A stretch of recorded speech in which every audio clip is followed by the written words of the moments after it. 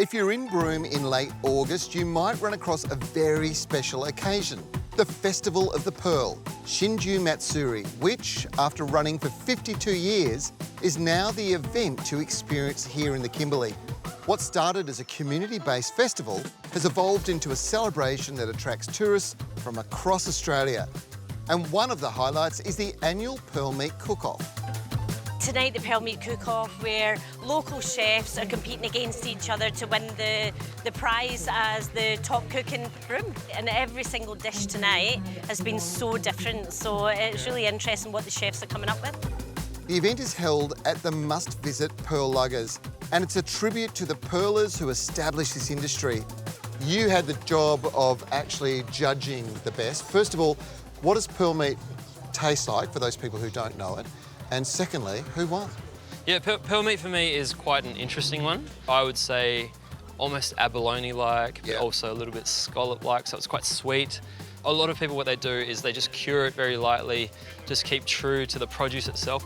And the winner today was Chef Luke from Sydney Cove Oyster Bar. He served a nice big slice of the pearl meat, very lightly charred and cured on a bed of wakame, so seaweed. Yeah, I was very impressed. Eating pearl meat isn't cheap. The flesh fetches up to $160 per kilo, and this value-added element of production makes the industry more sustainable. But it's not the only part. There's something simply astounding happening in the biomedical arena, and it's built around the nacre that makes pearl so special. We're collaborating with a company called Biomedical, which was recently formed just over 12 months ago.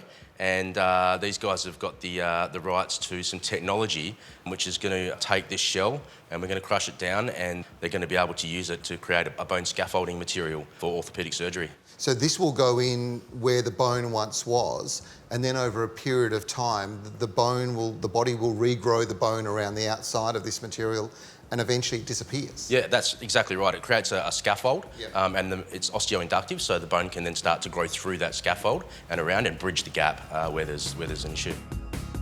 But it's not only the biomedical industry that Willie Creek Pearls is helping. One of Australia's most loved entertainers recently passed, but her legacy continues on, thanks to a collaboration between Olivia NewtonJohn and Willie Creek Pearls. We've worked with Olivia and we've been able to send 30% of the proceeds from the Olivia NewtonJohn pendant that Olivia co-designed with our jeweller to the Olivia NewtonJohn Foundation Fund. And the whole purpose of that is to find kinder cures for cancer, and really Olivia's left that legacy for us all. Sustainability is a holistic thing, and the fishery is carefully managed to ensure that it remains one of the world's best. To that extent, it's been recognised with MSC Certification. It's all about sustainability. So we've been given the Marine Stewardship Certification, which is a really big deal for us. And what that basically means is that every part of the oyster that we're producing and that we're harvesting from the wild is being used and put towards another use. So it means there's no waste from our industry.